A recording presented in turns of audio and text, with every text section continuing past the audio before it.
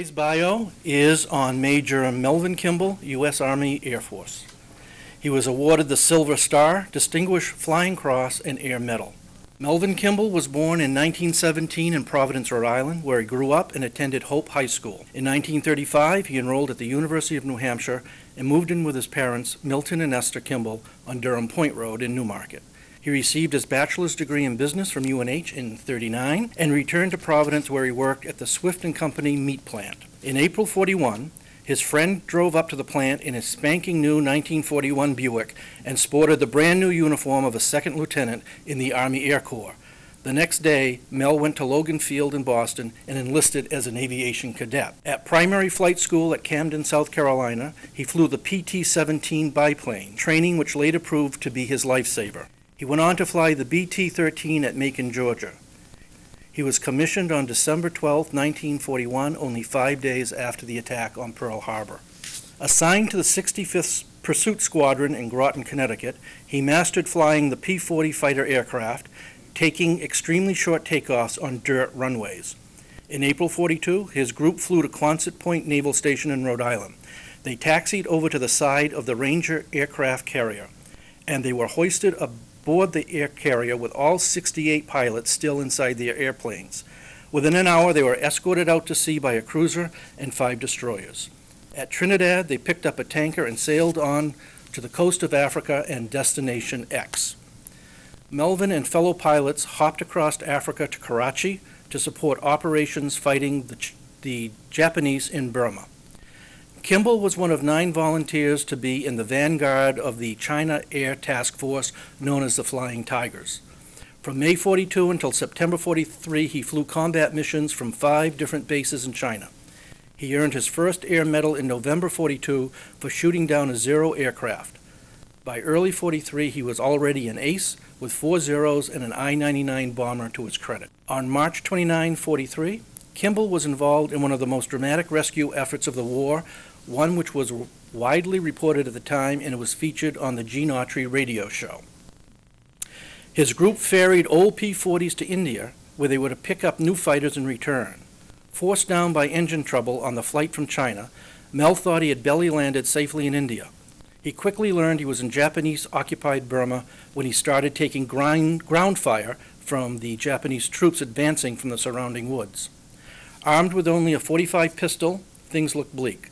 However, a fellow P-40 pilot witnessed the predicament, and low on gas and with his own P-40 damaged from ground fire, the pilot radioed for help and protected Kimball by dive bombing and strafing the Japanese until reinforcements arrived.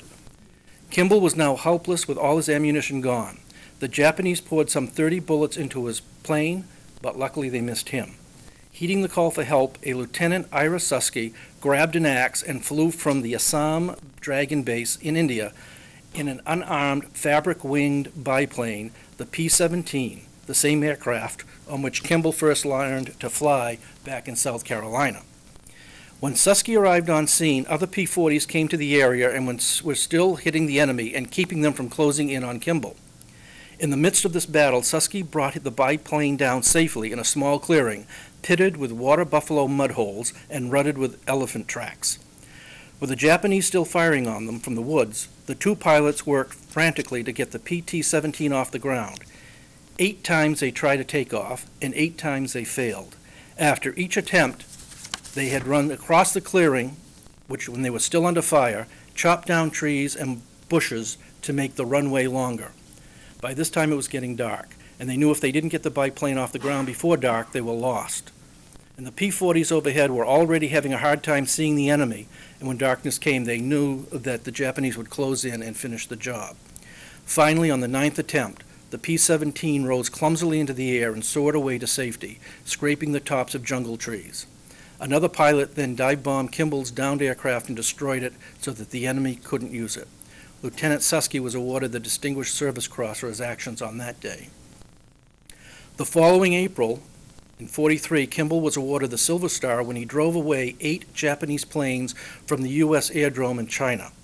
At the time, his P-40 Dragon was undergoing repairs when he saw the attack coming. He took off alone to meet the enemy. With half his guns malfunctioning and a wobbling propeller, he shot down one of the attackers and damaged another. before he was forced to return due to the condition of his aircraft.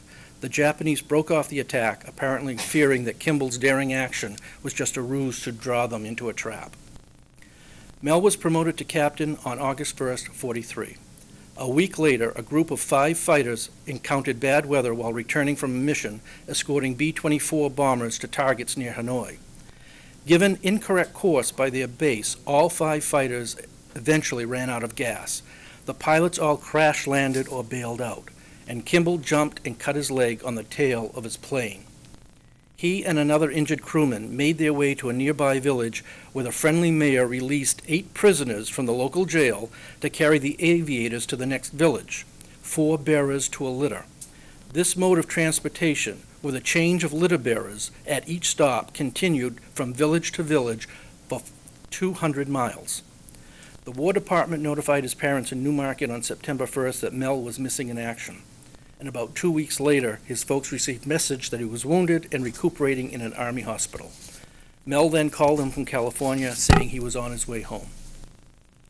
When he came home, he had flown 85 combat missions, earning the Silver Star, the Distinguished Flying Cross, and numerous air medals. Weakened by malaria and pneumonia, his flying missions were over.